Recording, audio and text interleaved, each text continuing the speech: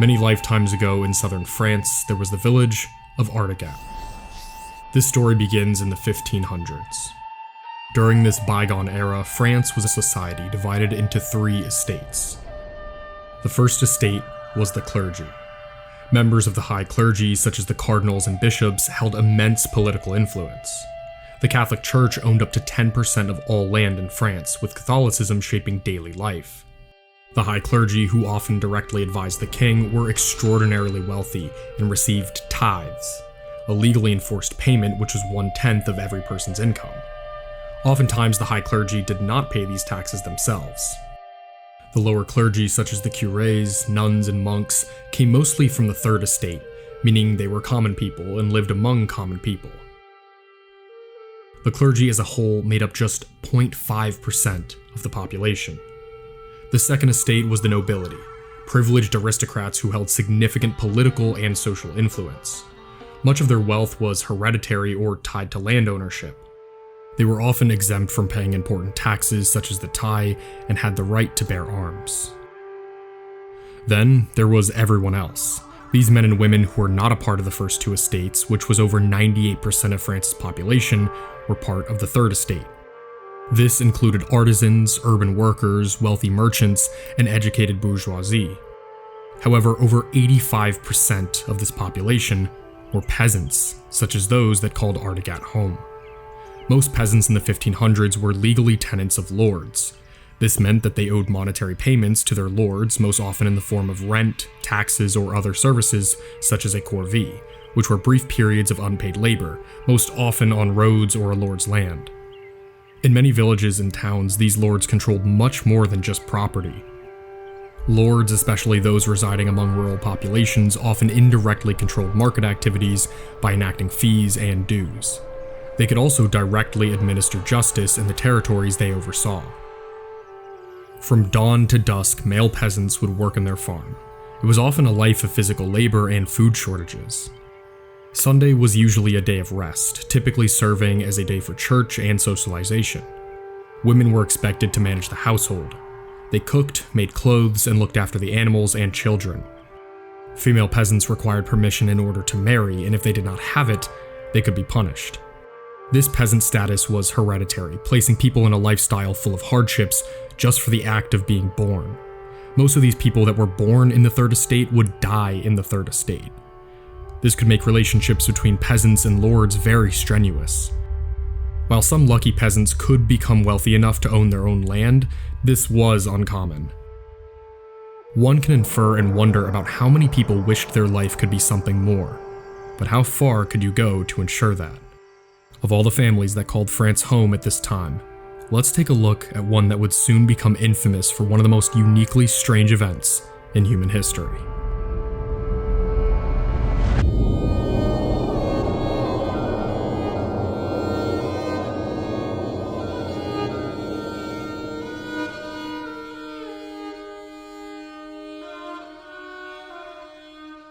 In 1527, Artigat was home to between 60 to 70 families.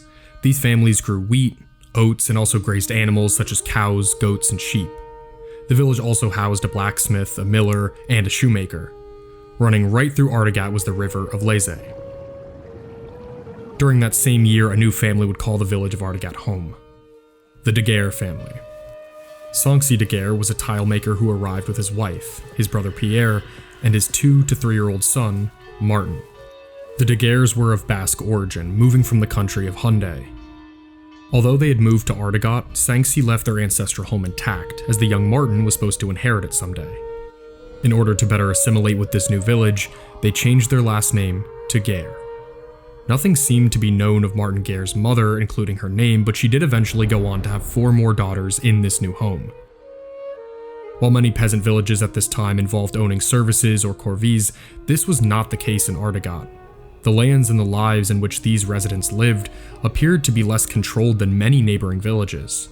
Unlike many surrounding villages, Artigat did not have a lord constantly overseeing the property. All management in the village was either communal or carried out by the king, who was represented by his judge in the town of Rieux, which was several hours away. After the Guerres acquired their land and made the village of Artigat home, they established a tile works, just as they did at home. Reportedly, it prospered, becoming rather comfortable for people of small estate.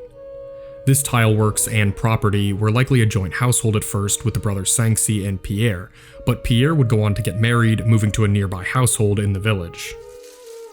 As for Sanxi's son Martin, not much is known about his childhood or upbringing. He was said to be interested in fencing and other feats of acrobatics. He's been described as possibly being an outcast. Some historians believe that Martin may have had a bit of trouble fitting in with the other children of the village due to his Basque ties. His name, Martin, would have been very uncommon in the village of Artagat. Historians also believe that Sanxi may have been quite the tough parent, raising Martin with an iron fist. The rest of his family were predominantly female. Martin is said to have been quite close with his 4 sisters. In the historical record, we only know the names of one of these sisters, that being the eldest named Jeanne. Martin's extended family now also included the daughters of Pierre Guerre, who was living nearby.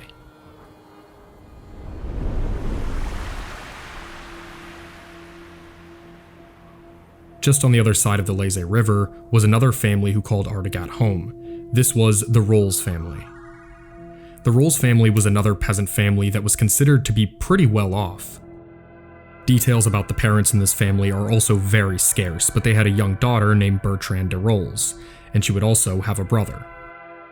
Bertrand's childhood was likely spent by her mother's side, where she would have learned to spin and do traditional women's work. These 2 nearby families both had children similar in age, and in 1538, they would come together. When Martin was 14 years old, a marriage was arranged between him and Bertrand. She was only around 9 to 10 years old. This was considered young even in the 1500s.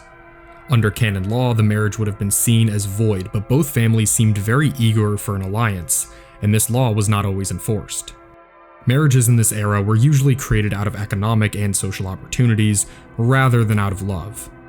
It's likely that the Guerre's tile-making business was important to the Rolls family, and it is also possible that Bertrand's brother was also seen as important to the Guerres since their family included 4 daughters.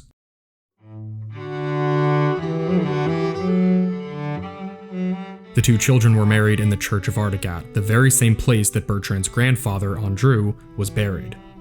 No marriage certificates have survived, and we only have brief descriptions of their ceremony, but it appears that a wedding procession went back to the house of Sanxi Guerre, and in Basque tradition, the young lord of the household would expect to live with the old. Martin and Bertrand enjoyed an evening of banqueting. As this celebration was wrapping up, the couple was escorted to Bertrand's marriage bed. This marriage bed featured feather pillows, a nearby chest with a lock and key, and 2 to 3 different dresses. At midnight, some of the villagers burst through the doors led by someone named Catherine Bowery. She was carrying reveille, which was a drink of heavily seasoned herbs and spices. It was thought to ensure that these newlyweds would be able to conceive and have a fertile marriage. Many marriages involved large transfers of land, but that did not appear to happen here.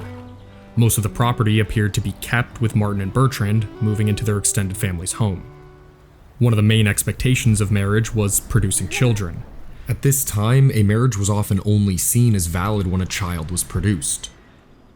Unfortunately for these newlyweds, this is where problems ensued.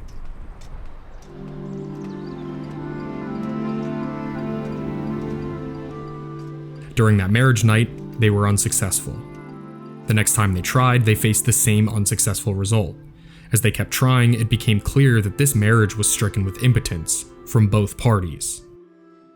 Months went by, eventually years went by, and by this point, Martin became quite tall and slender, continuing to be very agile in the way that the Basque men were traditionally expected to be. As Bertrand matured, she was described as being beautiful in historical accounts. Despite their growth, these sexual struggles remained. This would have been a great embarrassment at the time for everyone involved. It's likely that the village began gossiping about it. There was a custom in this time known as a charivari, which involved mocking unpopular people. It was designed to be as loud as possible. A group of people would beat pots and pans, ring battle swords, and on occasion, the men would even dress in women's clothing. It's very possible that Martin and Bertrand faced this humiliating custom.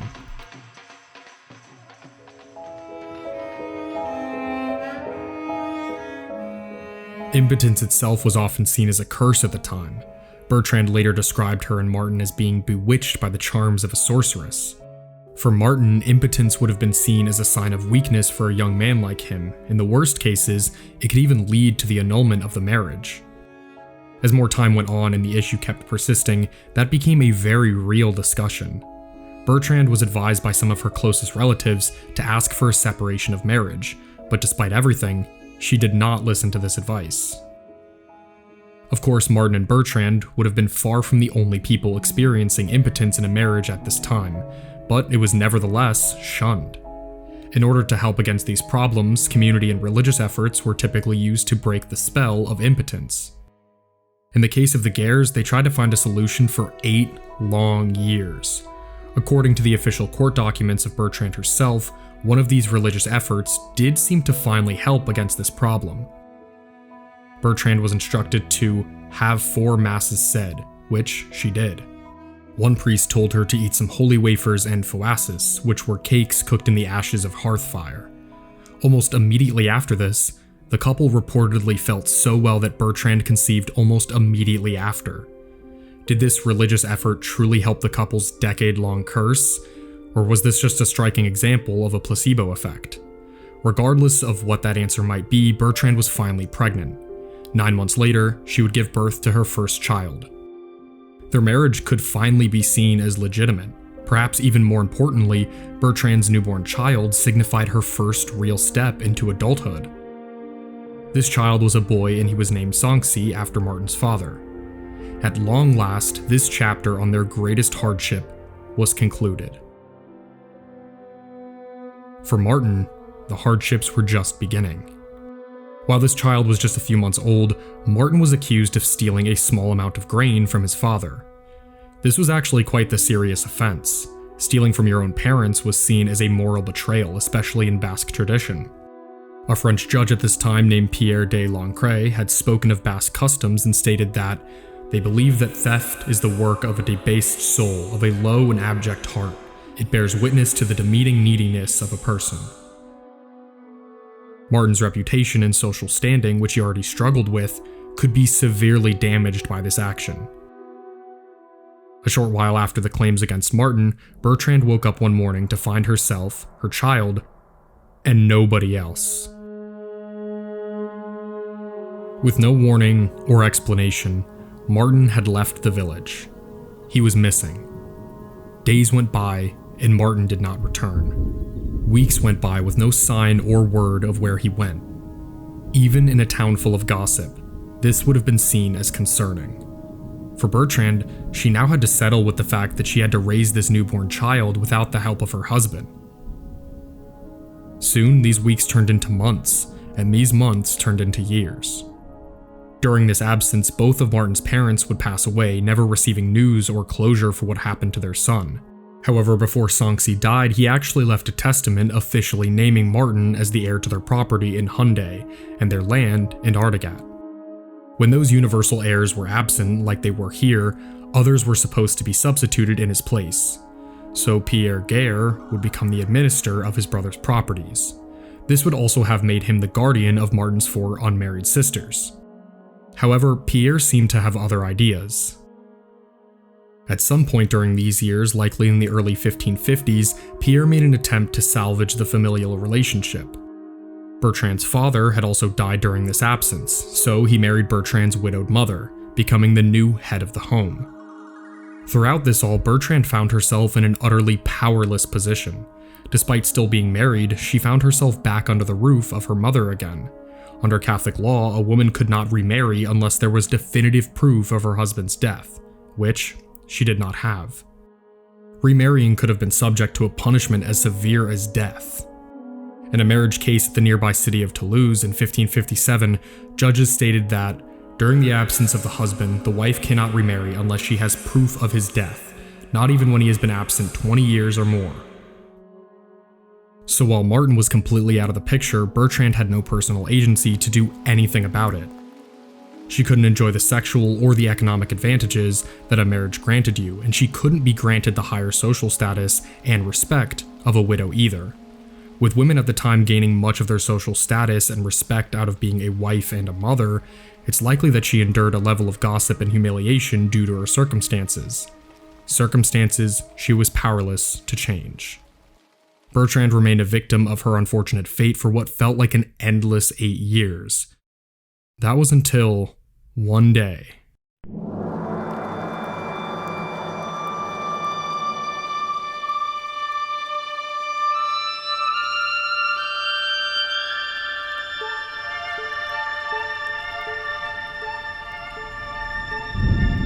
In the year of 1556, word began spreading.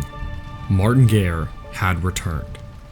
Supposedly, he was spotted at an inn in a nearby village. Martin's 4 sisters were the first to meet him and sent for Bertrand shortly after, confirming that this was really him. Bertrand arrived at the inn and was met face to face with Martin.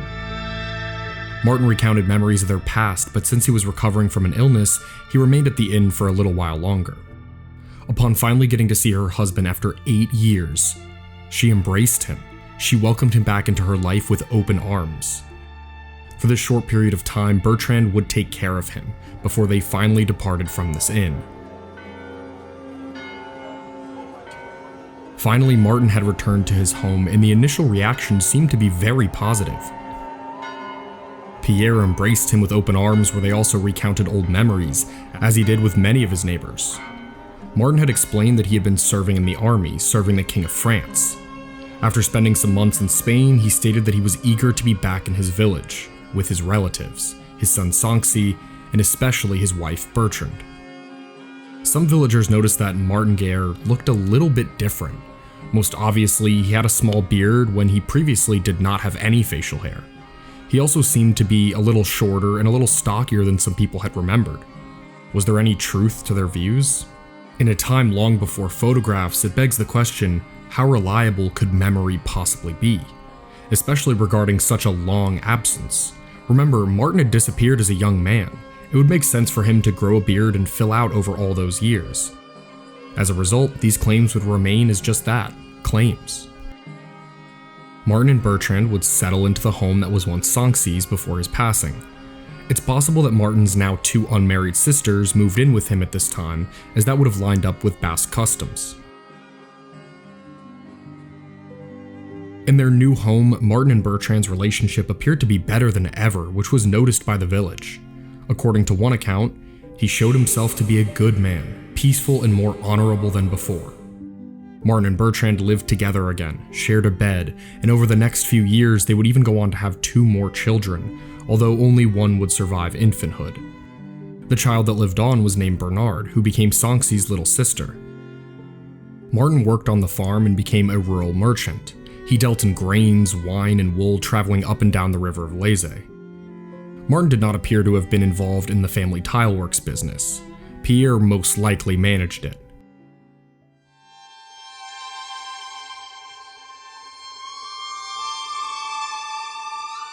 In the time after Martin returned, some people began noticing how different he had become in his 9-year absence. There were some that had already doubted him based on his appearance, but it seemed that Martin was now so much more well-spoken, articulate, and outgoing than he ever was in the past. The people Martin lived alongside were privy to gossip. Could it have been their wily tongues telling tales without proof, or was something deeper brewing beneath the surface of the village? As more time passed, people began getting more and more suspicious. It was getting hard for some people to believe that this was once even the same person they once knew. At the same time, he seemed to know everything. He knew the names of every single person in the village. Whenever someone seemed to doubt him, he'd remind them of something they did together 10 to 15 years ago. These included stories that many neighbors could confirm, as well as supposed private stories that only the real Martin would know. And that's why plenty of other people in the village remained accepting. Martin truly was acting different than he used to, but he seemed confident. His relationship with Bertrand and the rest of his family appeared to be happier, and his home was prospering. Since Martin Guerre was back at his home, he wanted to recover his inheritance and all of his benefits that had accumulated in his absence. At this point, Pierre was in control of his property, so Martin often asked Pierre to give him the accounts he had kept after his father Sanxi's death. Pierre had for a long time fed him with fine words. As time passed by, this constant banter became tension, which began building in their relationship. Pierre was refusing to give Martin's property back. But why was that? Was it out of malicious intent and greed? Or was there something deeper to all of this? At one point, Pierre found out that while Martin worked as a real merchant, there appeared to be an instance where he drastically changed what he was selling. Martin had actually put a lease onto some of the ancestral property in Hyundai. This would not have all been in accord with Basque customs, and this action would have horrified Pierre. Why did Martin seem so unaware of these customs? Why did Martin not seem to remember so many Basque phrases? Why did he care so little for swordplay and acrobatics now? Pierre now sought to get to the bottom of a mystery that many people in the village had gradually been wondering more and more about. Was this Martin Guerre even the real Martin Guerre at all? Pierre was able to convince his wife, Bertrand's mother, that the Martin Guerre that they had welcomed home and embraced was an imposter, a completely different person than the man they knew, the person they once called family. Pierre later convinced his son-in-laws of the same horrifying truth. They would soon after begin pressing Bertrand to bring a case against the imposter, but she stubbornly refused. Bertrand was not alone in her defiance. Martin's sisters all contended that he was no imposter. This was the real Martin Guerre. Pierre likely began spreading these claims in a village that had already questioned and ridiculed their family in the past. This began creating a rift in the entire family.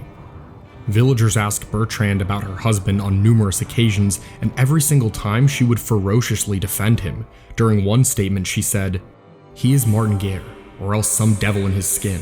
I know him well. If anyone is so mad as to say the contrary, I'll make them die."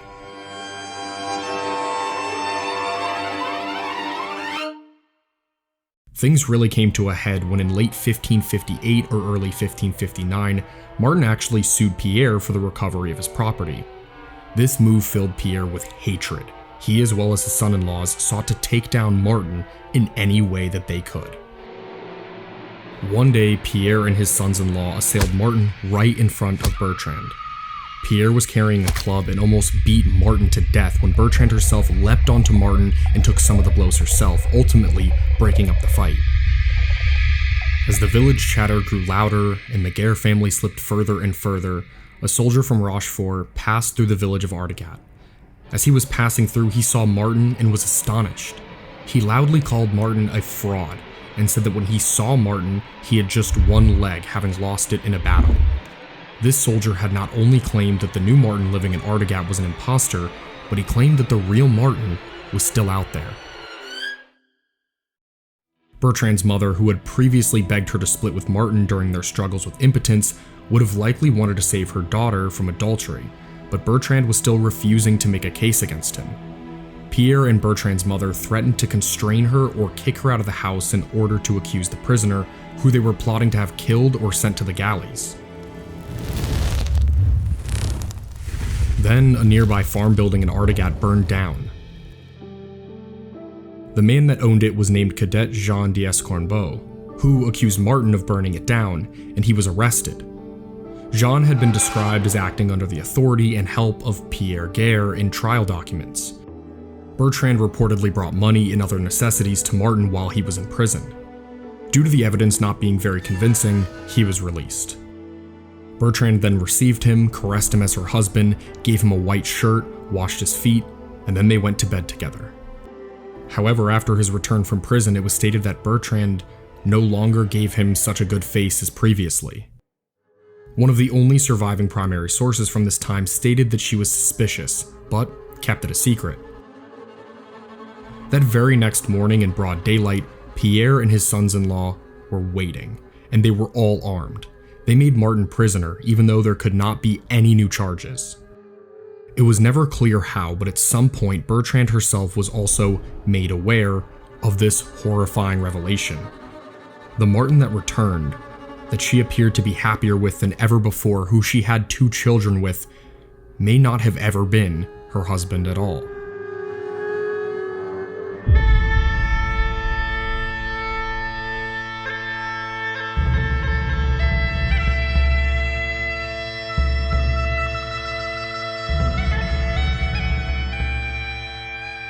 In January of 1559, Bertrand de Rolls presented herself to the local judges of Rieux as supplicant and plaintiff, saying that about 20 years ago, she was married to a man named Martin Guerre. She spoke of the marriage, his disappearance, and of course, his return. The court documents state that upon his return, he gave Bertrand several private and personal proofs that he was in fact Martin, just as he did to many of the people in the village. It was even stated that he showed her the places, the time, and the hour of the secret acts of marriage, and the conversations they had before, after, and during the act. Martin treated her as if she were his wife for 3 years. They ate, drank, and slept together, and even had 2 children. However, it is stated that at some point, Bertrand was made aware of a horrible disgrace. The Martin she knew was an imposter. This was when she informed the local judge of Rieux of this matter. She claimed that everything could be verified and asked for double penance against him. But as the courts later wrote, this wasn't actually Bertrand making this claim. Pierre had falsely filed this claim in her name. This judge, together with his lawyers in the court, were surely about to face one of the strangest cases of their entire careers. In a long time before photographs, DNA sampling, fingerprints, and proper record keeping, how could you even prove or disprove someone's identity? Not even handwriting was on the table, as many peasants could not write.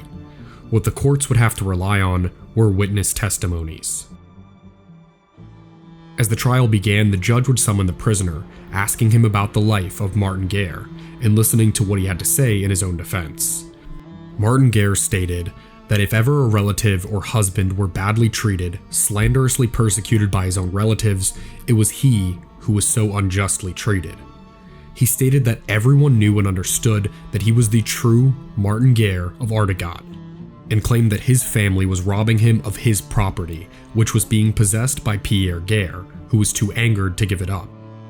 Martin demanded that his wife and sisters be brought to him, assuring everybody that they were good and honorable, and that they would recognize him. His defense then began including a lengthy amount of statements that were confirmed to be true. Details such as the year, month, and date of his wedding, the exact people that were present at the wedding, the clothing that multiple people wore during the wedding, and he even went over his impotence. He then brought up his child Sanxi, who he claimed as his own. He also got into his life during the 8-year absence when he was missing. He gave accounts of people he met on the road and specific places he stayed in Spain and France. Martin continued to show a level of recollection and knowledge that seemed impossible. He was calm, collected, confident, and sharp. When Bertrand was brought out, the details matched with basically everything Martin said, except she also mentioned the evil spell the couple were placed in when they were unable to have children. When Martin was questioned about this, he was able to name the priests and the ceremonies held about it. After the judge learned a little more about Bertrand, it was stated that she had all her life, and even during the absence of the said Martin, lived virtuously and honorably. At some point, something interesting happened. Bertrand, who so virtuously pursued the said accused, was confronted by Martin. He said he would submit to the death penalty if Bertrand swore that he wasn't her true husband, and she couldn't do it. Bertrand was temporarily removed from Pierre's home throughout the trial and lodged somewhere else, most likely with a family in Rieux. Despite the suit falsely being made by Pierre in her name and against her will, she did not drop these accusations against him. Martin, however, was sure he could provide credible evidence that she was being forced to do this. The court went over the contentious relationship between Martin and his uncle Pierre, who they specifically stated had received and embraced Martin as if he was his real nephew when they first reunited. Martin, who wanted his inheritance back, was not receiving it from Pierre and eventually sued him over it. After Pierre nearly beat Martin to death, it's claimed that they invented the accusation that he was an imposter. It appears that Martin felt like Pierre should also deserve a cruel and monstrous punishment for slandering him. At this point, the judge wanted to seek out as many witnesses as he could to hopefully learn more about the identity of this prisoner, Bertrand, and anything else that could be of relevance to this case. Over 150 witnesses took part in this trial, and their opinions varied to say the least. 30 or 40 confirmed that the man they saw was the real Martin Guerre because they knew him since childhood and recognized some of his scars. However, a greater number of people stated that this prisoner was not Martin. Instead, this was actually a man named Arnold Dutil, who many of them had known since childhood. This was more notable than just stating that this prisoner was not the real Martin, because there was an actual identity that various people brought forward as to who this man really was. The rest of the witnesses, about 60 or more, said that the likeness was so close, they didn't know what to believe. After this, two important familial observations were made. Martin bore no resemblance to his son Sanxi at all, but on the other hand, it was stated that he bore a striking resemblance to his four sisters. At the end of this trial, the judges were placed into a difficult position. It appeared as if the evidence slightly swayed towards Martin being guilty, but the difference was slight, and the punishment was death. Slightly more witnesses sided with this prisoner being an imposter, but the evidence was very difficult to evaluate. After some time, they finally made their decision. The prisoner was found guilty of taking on the name and person of Martin Guerre and abusing Bertrand de Rolls. The judge sentenced Martin to be beheaded and quartered. It briefly appeared as if this case was over, but earlier in the trial, Martin had actually appealed to the Parliament of Toulouse, the most powerful court near the village of Artigat, and it was granted. Now a new trial was set to begin, one that was on a much grander scale than before. Martin Guerre was brought as a prisoner to the city of Toulouse. The judge on the case was Jean de Carras. Jean de Carras was a former lawyer and university professor turned judge. He was an experienced and well-respected judge, but even he had never faced a case like this. He quickly became so interested in this case that he wrote an extensive account of the entire trial proceedings. To this day, this remains the definitive primary source regarding this mystery. Without his documentation, who knows how differently this story would have been told. While Arrest Memorable is known as the definitive source among historians, even it is not perfect. The biggest problem this account has is its unclear distinctions when talking about the first trial of Rieux and this second trial in Toulouse. In many cases, it's difficult to tell which one he's speaking of, so much so that the professional translation notes for this account even mentions it. It is not always clear which trial Carras is referring to. This has apparently confused every writer who has made use of the case.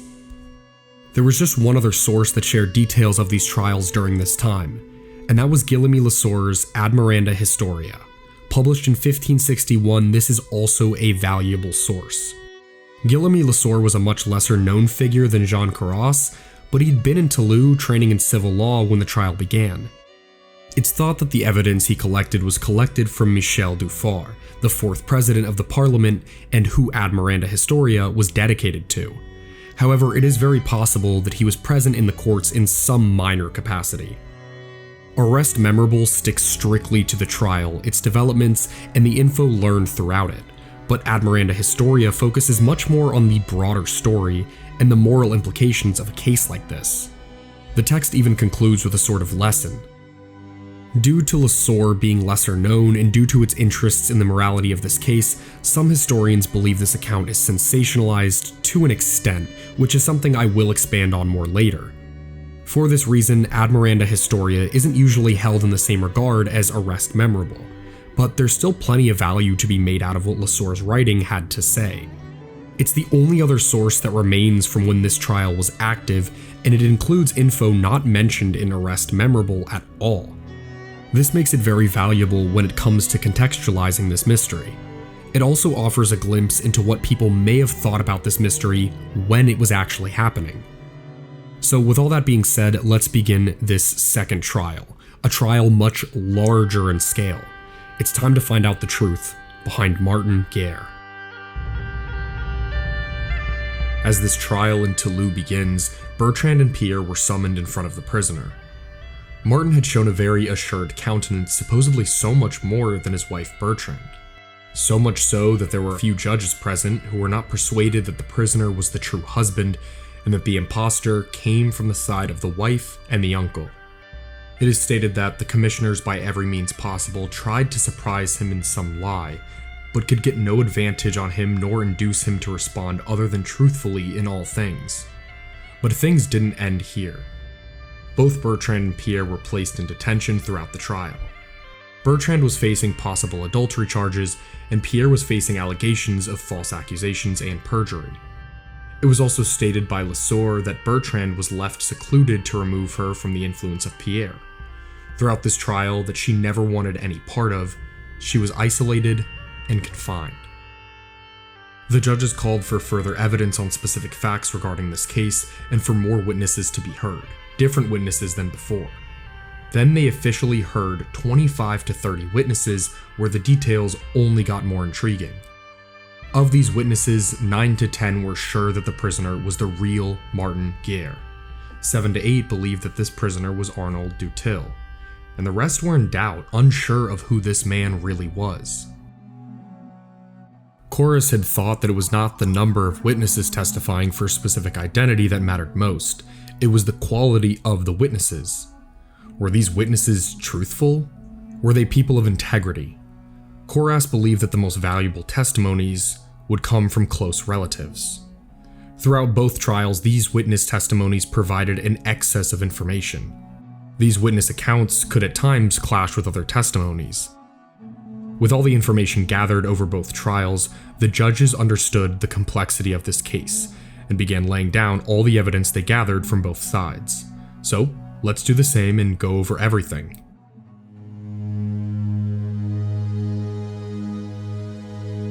In total, 40 to 50 witnesses had stated that the prisoner was the real Martin Guerre, and most notably, his 4 sisters were included, which Corus saw as exceptionally good witnesses. They assured the court that he was the real Martin since they had known and been together with him since his earliest years. They ate and drank often with him, and their confidence never seemed to waver. They also confirmed that these sisters and the Martin on trial did resemble each other. Likewise, Martin's 2 brother-in-laws also went on record and stated that the prisoner on trial was the real Martin. There were witnesses at Martin's wedding ceremony that stated that this prisoner was the same person they saw at that ceremony. A number of witnesses reported that Martin had 2 broken teeth in his lower jaw, a scar on his forehead, an ingrown nail on his forefinger, 3 warts on his right hand with 1 on the little finger, and a drop of blood in his left eye. All of these marks were found on the prisoner. A notable number of witnesses were aware of the tensions between Martin and Pierre, thinking that there was a very real possibility that this prisoner was being set up by his uncle. Some learned that Bertrand complained to several people that Pierre and her mother wished to force and constrain her in order to accuse Martin. Almost every single witness on trial stated that when Martin first returned to Artegat, he greeted by name every single acquaintance he had, and if any of them had trouble recognizing him, he shared things from the past, personal stories that they shared together. When he first reunited with his wife Bertrand, he asked her to fetch him the white hose lined with white taffeta that he left in a certain chest before he left. Bertrand herself later confirmed that the exact hose was still there. The judges seemed to agree across the board that the specific knowledge he consistently and so oftenly shared seemed impossible. In their own words, to present knowledge of so much and of so many diverse persons never before seen or known, that is impossible except by magic or other forbidden art.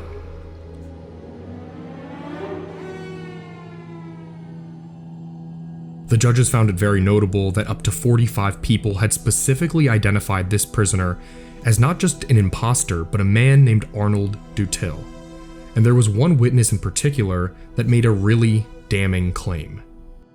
This man was Carbone Barreau, also known as Arnold's uncle. He emotionally identified the prisoner as being Arnold. This was seen as a very believable account. The judges saw little reason as to why Barreau would have lied about this, since the punishment for his cousin was so severe. There were also a few witnesses who seemed to specifically agree about certain things regarding Martin's appearance. These witnesses stated that the real Martin was taller, thinner, and darker in complexion than the prisoner. He was a man thin in body and legs, a little bent, carrying his head between his shoulders, the chin cleft and a little thrust forward, whose lower lip drooped a little, having small teeth, a large and flattened nose, an ulcer on his face, and a scar on his right eyebrow. Whereas the prisoner, however, is short, thick-set and strong of body, having a heavy leg, does not have a flat nose nor is bent, nor has any of the said scars. One witness they brought forward was the cobbler who made Martin Guerre's shoes. This cobbler stated that Martin was fitted at 12 points, with this prisoner only fitted at 9. Another witness mentioned that Martin was very into athletics such as fencing, which the prisoner didn't even seem to understand. Jean Espaniel, the innkeeper that Martin spoke to when he was resting in the nearby town, was brought up to testify, and he stated that the prisoner disclosed himself as Arnold during his return, but begged him to say nothing about it. He stated that the real Martin Guerre was dead, and had given him his property. Another witness, Valentin Rougy, stated that at one point he recognized and named this man as Arnold, to which he signaled with his finger that he needed to be silent. A man named Pellegrin stated that this prisoner had given him 2 handkerchiefs, instructing him to give one of them to his brother Jean Dutil. 2 more witnesses gave another damning claim. A soldier from the nearby Rochefort was passing through Artegat and was astonished to see the prisoner calling himself Martin. This was the man who loudly stated that this Martin was a fraud, and that the real Martin was in Flanders, and he only had 1 leg.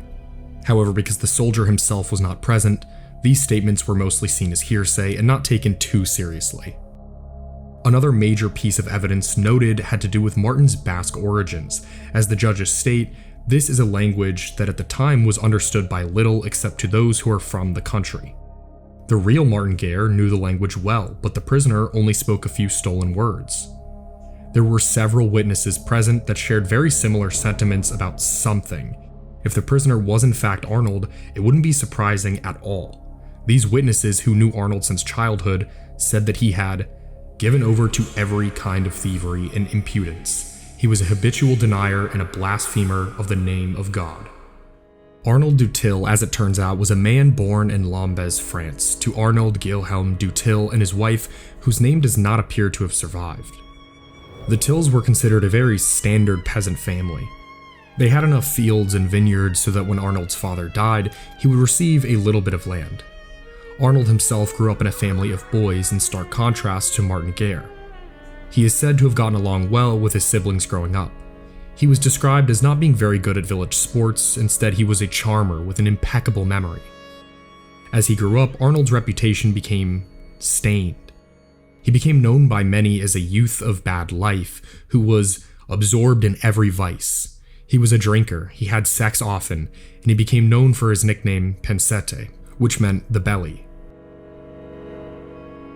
After what is described as a series of petty thefts, Arnold left his home to serve Henry II, the King of France at the time, on the battlefields of Picardy. After hearing all of these witnesses, the judges continued to analyze much of what they learned. They discussed the subjectivity regarding Martin's physical descriptions. They discussed the uncertainty they could see among many of these witnesses.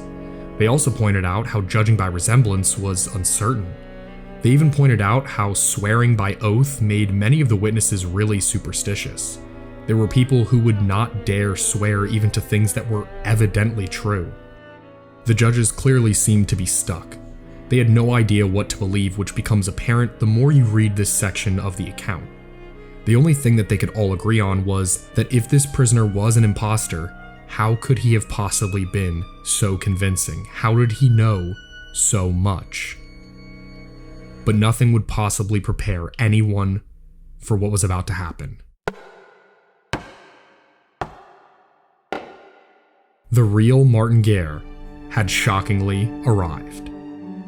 Martin had arrived from Spain, and just like the rumor suggested, he had just 1 leg.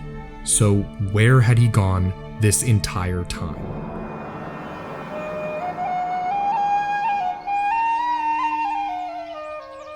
After leaving his family behind in 1548, he would eventually cross the Pyrenees into Spain. There, he learned to speak Castilian, ultimately ending up in the city of Burgos. Burgos was a flourishing city at the time, and Martin would find work as a servant in the household of Francisco de Mendoza, a Spanish nobleman, general, and bishop. Eventually, Martin would work for Francisco's brother, Pedro de Mendoza, a conquistador. As part of Pedro's entourage, he went into the Spanish army. At some point, Martin found himself in Flanders, becoming part of the forces that Philip II would use against the French during the Italian War of 1551 to 1559. This would have actually made Martin guilty of treason, but it's unclear if that ever occurred to him. In 1557, Martin found himself in the middle of the Battle of St. Quentin. It was August 10th, St. Lawrence's Day. During the battle, Martin was shot by an arquebus. Tragically, his leg had to be amputated.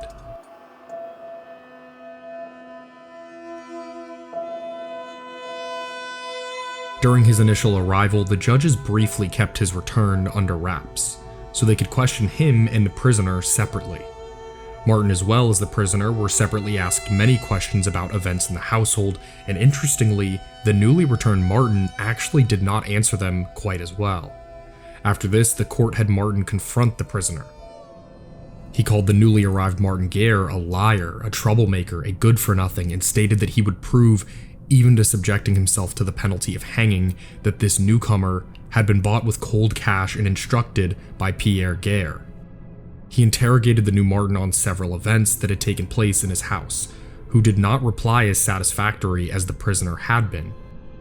After this, the judges decided to split them up, separately asking each of them some of the most hidden things that neither had been interrogated on just yet. They interrogated the newly arrived Martin first, who answered accurately.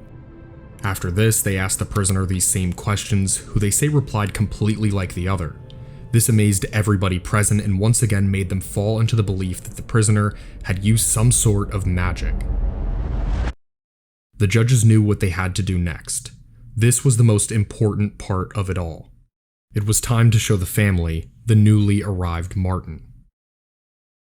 Martin's older sister, Jean, arrived first. When she entered the room, she saw the two Martins side by side. She contemplated the newcomer for a moment and then began weeping. She rushed to embrace Martin, saying to the judges that this is my brother Martin Guerre. She confessed her errors, where the newly arrived Martin began weeping as well.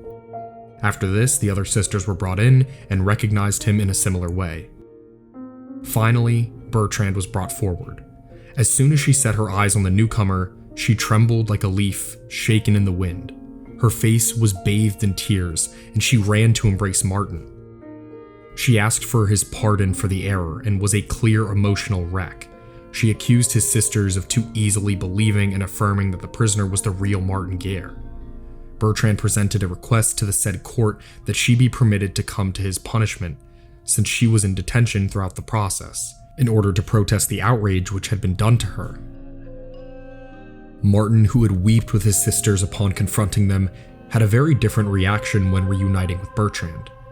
He showed not a single ounce of grief or sorrow. Instead, he said, "Put aside your tears, by which I cannot nor I ought not to be moved, and do not excuse yourself by the example of my sisters nor my uncle, for there is neither father, mother, uncle, sister, nor brothers who should better know their son, nephew, or brother than the wife should know the husband. And for the disaster which has befallen our house, no one is to blame but you."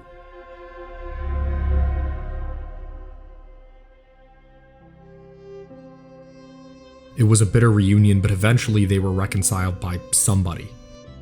They decided to forgive themselves from all that was in the past, promising a life of good housekeeping. All the other witnesses, even including the ones that had so firmly believed that the prisoner was the real Martin, would go on to recognize this one-legged man as the real Martin Guerre.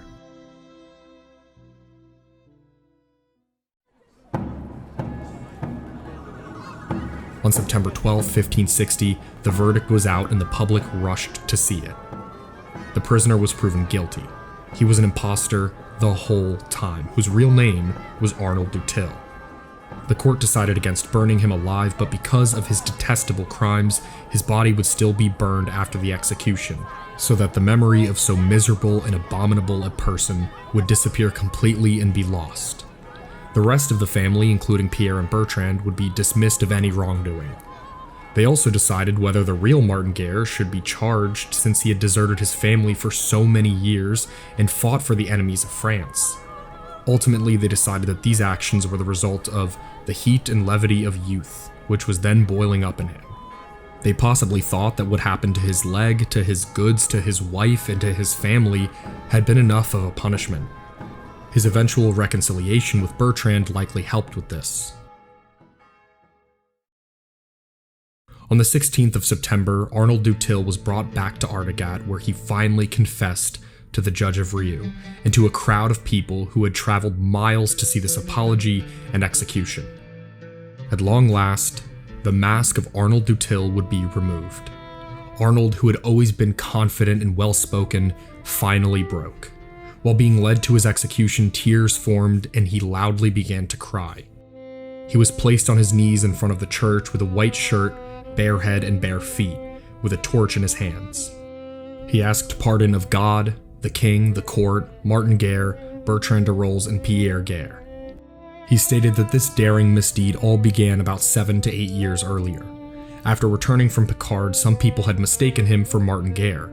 2 of these people in particular were very close with Martin, which made Arnold realize that if 2 of his closest friends could be deceived, he could go a long way with this. He began learning as much about Martin as he possibly could through these friends. He learned more about Martin Guerre's estate, his family members, his neighbors, things he used to say and do, and more. He remembered all of these things shockingly well, and after he was able to get Bertrand to accept him as her husband, he began learning even more through her. The same was probably true of Martin's sisters. He spoke of certain accomplices that had helped him, but it's unclear if he's speaking of these 2 friends or different people entirely. On every occasion, he denied being a necromancer or using any forms of magic. He did confess to being a criminal, with several committed thefts and outrages. He stated that he was in significant debt to several people who he had named during the hearing, but sadly those names were not written. Arnold was marched through the village with a rope around his neck. In a fit of tears, he addressed the crowd. He commended the judges for their investigation, wishing that Jean Corras was here with him now. Even as he was marched up the ladder to the gibbet, he kept speaking. He called out to the real Martin, asking that he not be harsh to Bertrand, as she was a woman of honor, virtue, and constancy.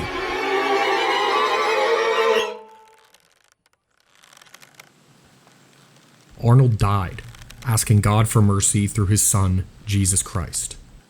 The daughter he had with Bertrand, Bernard Dutil, was given to his brother Jean Dutil, who became her guardian.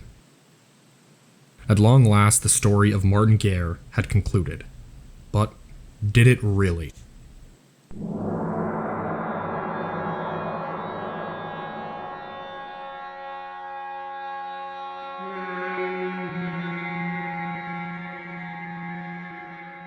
Throughout this entire documentary so far, I've almost exclusively used just 2 sources.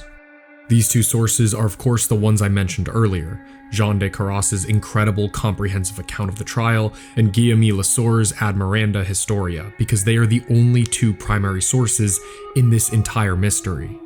However, as I read through them both, I saw that even these 2 did not see eye to eye perfectly. There are a few moments of contradictions between them. One of the more obvious contradictions between the 2 sources is the way they each portray Arnold. Corras saw Arnold as an extremely persuasive and clever manipulator. He sees him as so convincing that it's as if he truly believes he is Martin Guerre rather than someone trying to impersonate somebody. He noted how calm, collected, and confident Arnold was throughout the entire trial, which didn't even seem possible. He never broke character even a single time, right up until his execution. He could not understand how Arnold knew some of the things he knew, attributing it to genuine magic. He ultimately condemns the actions of Arnold throughout his writings, but when you read them, you can tell that he had a certain level of admiration for his talent in deception. Lesour definitely did not seem to have that same admiration. He was also in shock at how convincing Arnold was, but he very clearly portrays him as deeply manipulative, evil, and morally broken. In Corras's account, Arnold's memory is absolutely perfect, never wavering once. Lesour's account isn't too different, but he actually does name just one instance where Arnold forgot the name of one of Martin's godparents. Why was this not mentioned in both? Another key difference I noticed was the way they frame Martin, or should I say Arnold's original return. Corras mentioned that no one raised any doubts until many months had passed, and overall gives multiple mentions to villagers and even close family being extremely accepting upon the initial return. Lesour stated that there was speculation right off the bat. When Bertrand first reunites with the false Martin, Coras states that Bertrand embraced him, but Lesour's account is very different. When she arrived towards him, at first when approached, she held back as if stunned and did not want to approach, but as if doubtful, withdrew and back. At this point, it's stated that he recounted personal memories with her, which was when she ultimately embraced him. So what really happened here? These same details are true for Pierre. Coras states that Pierre embraced his nephew as if he was his own, but Lesour states that Pierre stared at him for a while, before Arnold recounted memories where they then embraced. Strangely, Coras's account, which focuses strictly on the trial, makes no reference to Bertrand and Pierre being imprisoned for months throughout the trial. That information was shared in Lesour's account.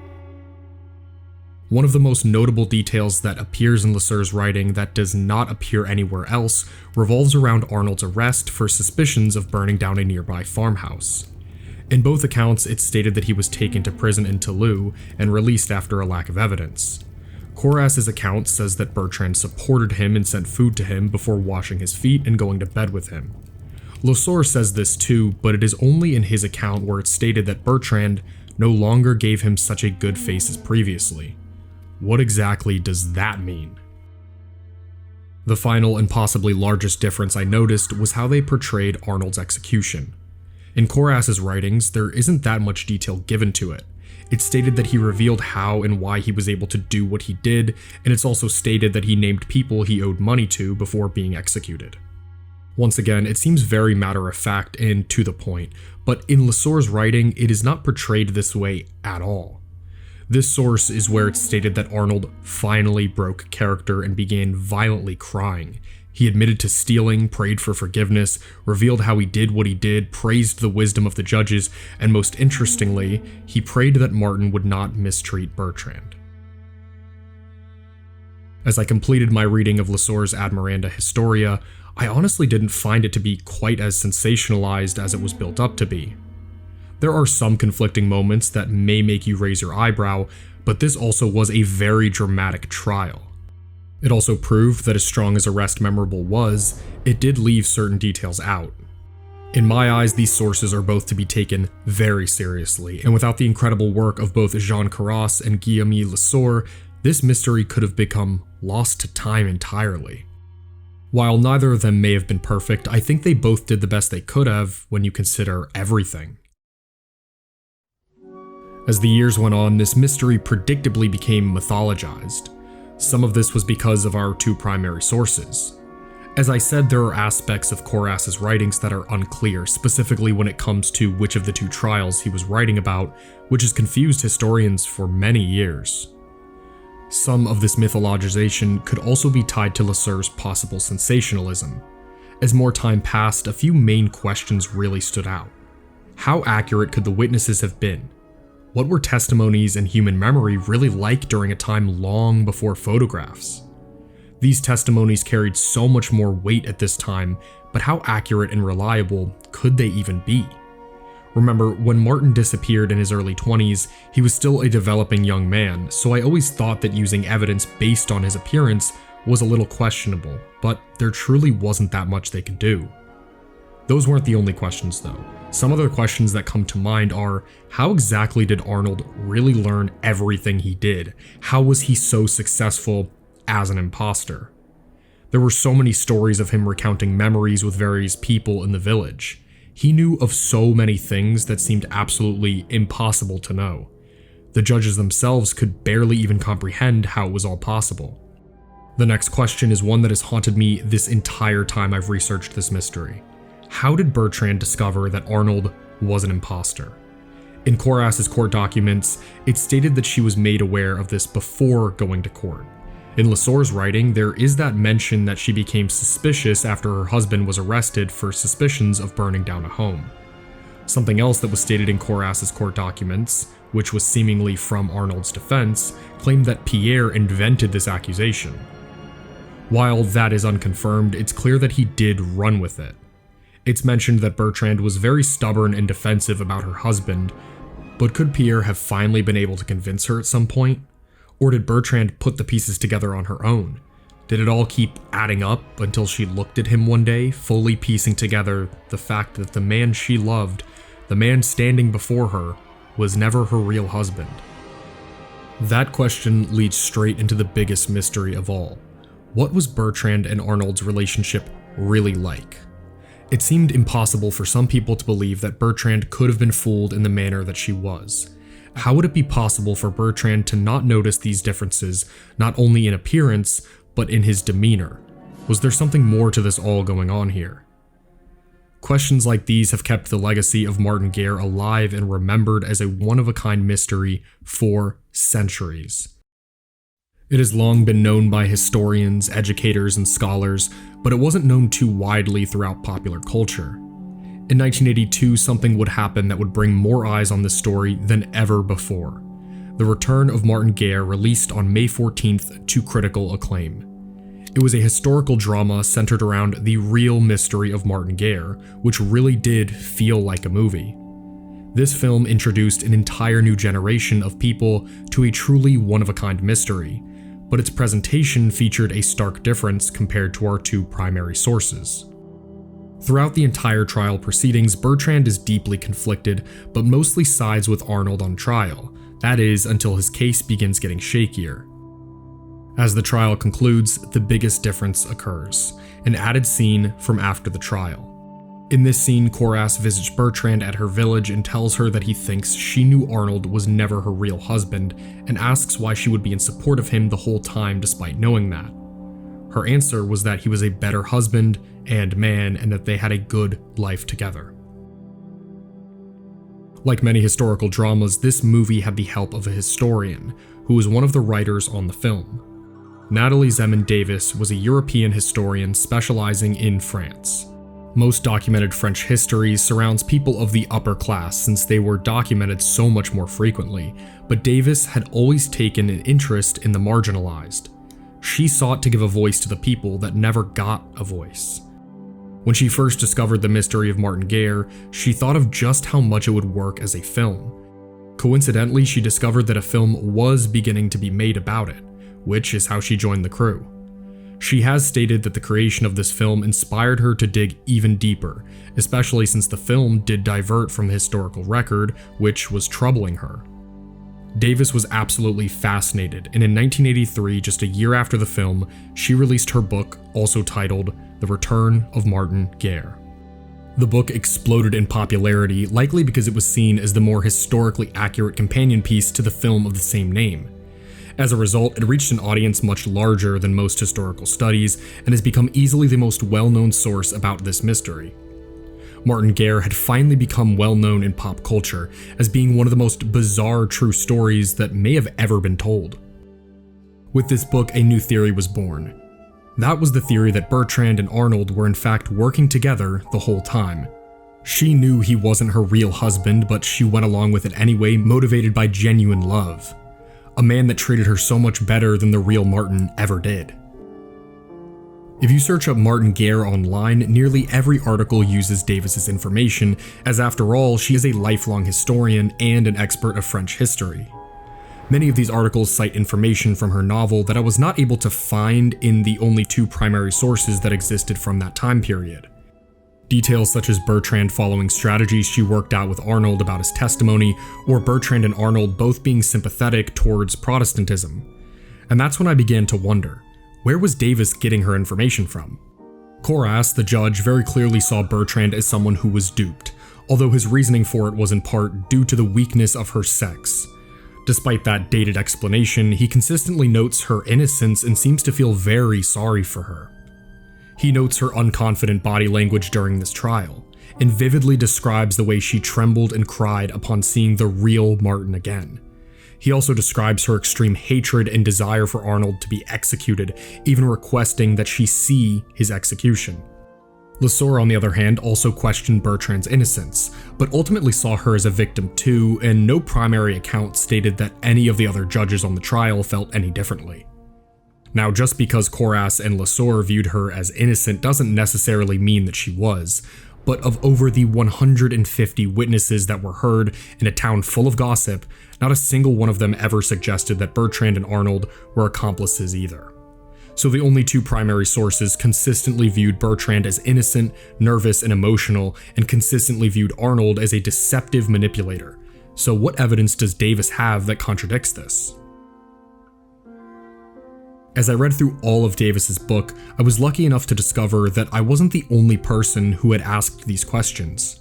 While researching, I discovered that there was a historian in the 1980s who had challenged Davis's views. His name was Robert Finley, and in 1988 he wrote The Refashioning of Martin Guerre, a historical essay that challenges the claims that Davis had published.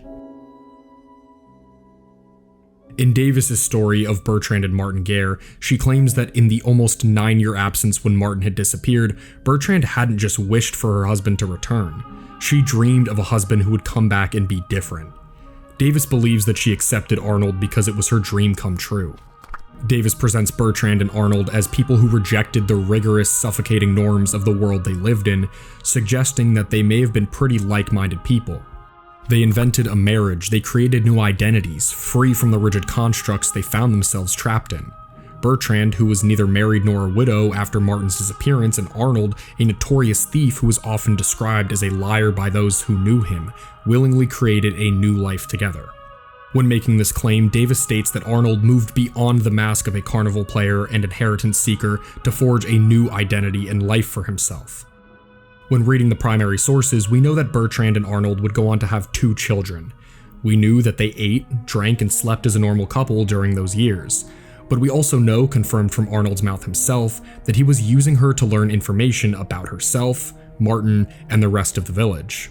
Davis often portrays these moments more so as intimate exchanges rather than manipulation. When bringing up Arnold asking Pierre for his inheritance back, she states that what the new Martin wanted to do was stay to come back, as he did from every trip, to Bertrand's marriage bed. His asking for the accounts was a sign of how comfortable he felt in his role. When reading her accounts, it sometimes feels like Arnold's very criminal actions are being downplayed.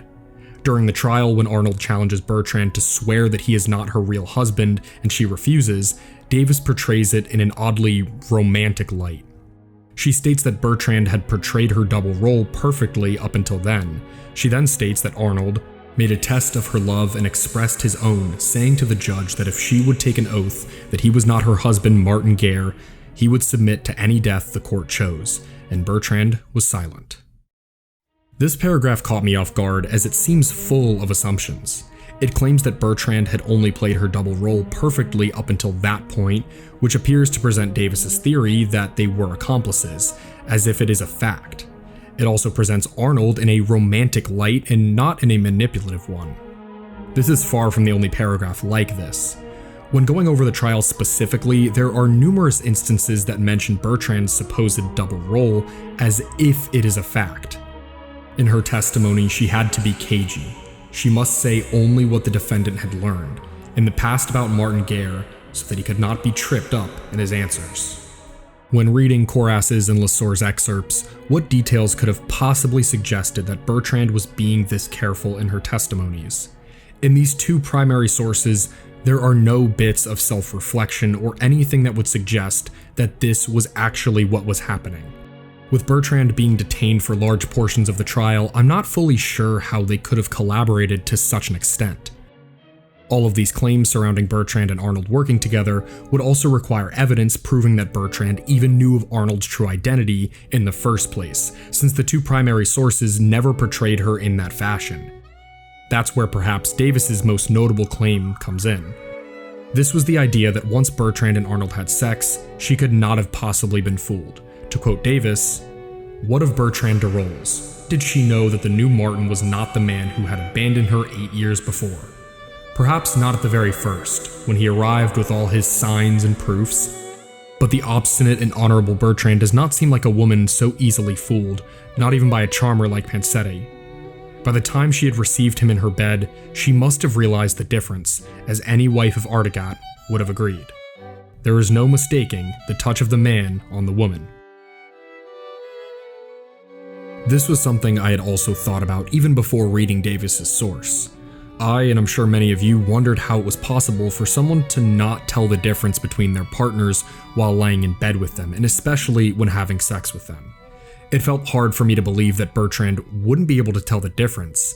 At the same time though, let's remember, Bertrand and Martin's marriage did begin when she was a preteen and he was a teenager. They had constant struggles with impotence throughout that entire time and were only able to have a child 8 years later, after some sort of ritual was done. At that point, they were still just young adults, and then he disappeared. It was a grueling, depressing 8 years for Bertrand after that, when finally Martin, aka Arnold, returned. Davis's claim that Bertrand could not have possibly mistook her husband's body is her main claim used to prove that she knew of Arnold's real identity. However, I don't think it is conclusive enough to prove the theory that Bertrand was a willing accomplice to Arnold the entire time. Even if Bertrand did notice a difference, could she not have attributed that to the fact that she last saw her husband as a young adult? Would it be more likely to assume that a lot had changed in that time span, or would it be more likely to assume that your husband was an imposter? Something else that could have been reasonably seen as changing within those years was a quieter person becoming much more confident and outspoken, which was why plenty of people did believe that Arnold was the real Martin the whole time. Koras put a lot of emphasis on the fact that Martin's 4 sisters recognized and believed that Arnold was the true Martin up until the end. Bertrand likely placed a lot of trust in them, judging by her reaction when the real Martin returned. When you combine that with the fact that Arnold was universally welcomed home as Martin by nearly the entire village and family upon his initial return, I find it harder and harder to believe that Bertrand wasn't simply tricked, just like Martin's sisters were. One of Davis's other examples of proof that Bertrand and Arnold must have been accomplices is her assertion that they were both Protestant sympathizers. During their lifetimes, Protestantism had formed and expanded in popularity, challenging Catholicism. It's estimated that possibly 10 to 20% of the French population were sympathetic to Protestantism by 1560. However, neither of the primary sources ever made any mention toward these themes at all. There are no references towards Protestantism or any sort of religious tension. I wondered how Davis could possibly prove this theory. She proves that there was a definite concentration of Protestant sympathizers throughout the Languedoc region during this time, even pointing to a few villages within the region that had become sympathetic. Davis guesses that Arnold became sympathetic toward these Protestant ideals as he lived in Artegat and the years went by. She also states that Protestantism would have been appealing to them both, but she never proves any of these claims with anything beyond very educated guesses because she can't. Nobody can. The only fact we have is that Protestantism was never mentioned at all in any of the primary sources. No strife regarding faith was. The only notable person in this tale confirmed to have been sympathetic towards Protestantism was actually none other than Jean de Carras, the judge and author of Arrest Memorable. Carras became so Protestant that in the years after this trial, he assisted in organizing the Protestant unrests that eventually resulted in the French War of Religion. In 1568, he was sentenced to death for having served Louis de Bourbon, the first Prince of Condé.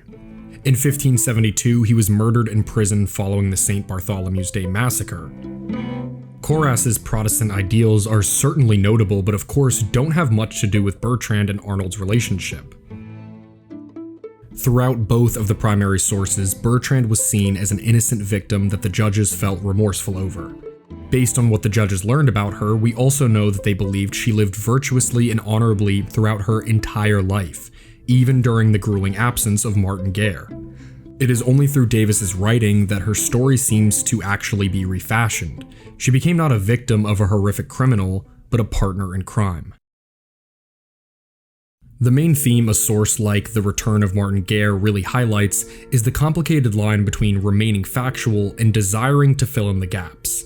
As a historian, you want to know the full truth of a situation, but oftentimes that full truth just isn't there. There are blanks that need to be filled, details that weren't recorded, mysteries to solve. In that respect, much of Natalie Zemon Davis's work on the Martin Guerre mystery was highly valuable. Using her expertise in history, she was able to provide so much invaluable information to the case, many of which were still immensely helpful in my research. But what it seems like she did was take this idea of filling in the blanks way too far. She diverted from the historical record in a way that ironically seems refashioned. She repeatedly claims that Bertrand and Arnold worked together throughout the trial without ever providing legitimate evidence to prove her claims. Throughout everything I've read about her, Natalie Zeman Davis appeared to be a truly passionate historian, and just like us, she was seeking more answers. But regardless of her intentions, her unsubstantiated arguments have added to the mythology of Martin Guerre. Her claims are often portrayed online as truths, blending fact and fiction together for those that attempt to learn about this one-of-a-kind mystery. At the very end of her book, Davis concludes it with this: "The story of Martin Guerre is told and retold because it reminds us that astonishing things are possible. Even for the historian who has deciphered it, it retains a stubborn vitality. I think I have uncovered the true face of the past, whereas Pensete done it once again. Hundreds of years later, I think he has."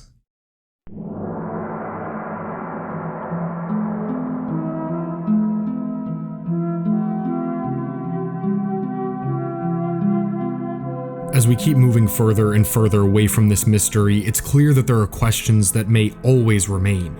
With everything we know now, let's return to some of the most coveted questions and attempt to answer them once and for all. The first of these questions I'd like to address again is, why did Arnold decide to do this in the first place? This question probably has the clearest answer. It was a combination of two different but connecting factors. We learn that Arnold was first made aware of Martin by accident when he was falsely recognized by two of Martin's friends, and from then on, his scheme began. We also know that Martin Guerre lived in a property that his family owned, which was uncommon, and had a successful tile-making business. Though they were both peasants, Martin's household was in a much more fortunate situation than Arnold's. Arnold had also been on record as stating that he was in debt to multiple people. Did Arnold desire to refashion his life in the way that Davis had claimed? We know that he is said to have been a habitual liar and sinner to many that knew him, and he did leave his village before learning of Martin Guerre. While we may never know the answer to this, the opportunity Pensete found himself presented with did appear to live up to his dreams of acting, lying, and getting in bed with women. This perfectly leads up to my next question: how did Arnold learn everything he did? As we saw, he seemed to know a shocking amount of details that he should not have possibly been able to know. During Arnold's execution, he mentioned that he had been given information by some people, possibly Martin's two friends that initially recognized him. He learned a lot of information during Bertrand's private conversations, which could explain a lot of the more personal details that he knew, but some of that still doesn't add up. When they first reunited, he told Bertrand to fetch something he had left in his chest, which was true and was something that he clearly did not learn from her.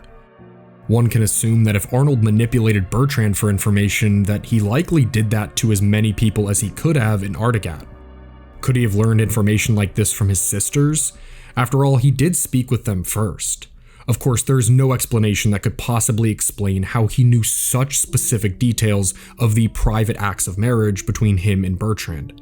As a result, some people believe that these mysterious men that had helped Arnold may have spied on the villagers for him, but there is no proof of this. Once again, this leads us to perhaps the most important and controversial question of them all.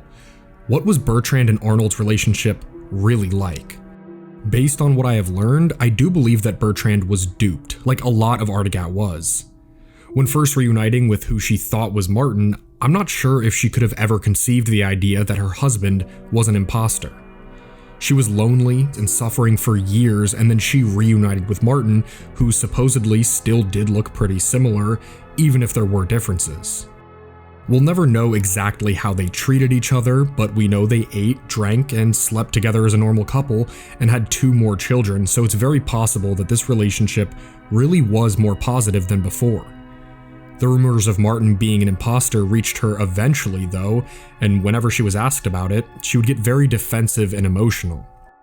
Is this proof that they were really complicit together, or is it proof that Bertrand was unstable after being abandoned by her husband with her newborn child?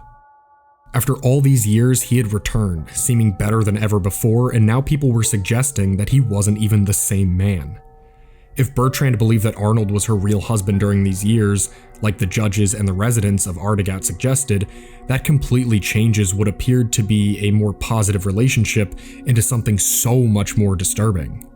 Sure, her relationship may have prospered in those years, but this would have been fueled by her seeing and loving what she thought was her real husband. Possibly the main question is, how did the real Martin know after 12 years of being missing to finally return during the most crucial moment of the trial? The real Martin's return single-handedly turned a divisive and confusing trial into a definitive one, with Davis even referring to this as perhaps being the biggest mystery of the entire case. It was just so perfectly timed. Unfortunately for us, Koras never said anything about Martin's motivation to return, but Lesueur did. He stated that Martin first went to Artagat, heard what happened, and left immediately with Sanxi for Toulouse. If this was really the case, he would have likely seen his sisters, but they were in shock when they saw him at the trial. It certainly would have been possible for Martin to have heard news about this trial before he returned. This was a large-scale trial at Toulouse, meaning that it would have been discussed in villages throughout the Languedoc region. Of these theories, I think it's most likely that Martin heard the story this way, where he then made his way to Toulouse. One of the questions that always unsettles me is when I wonder about what happened to Bertrand and Martin after this trial concluded.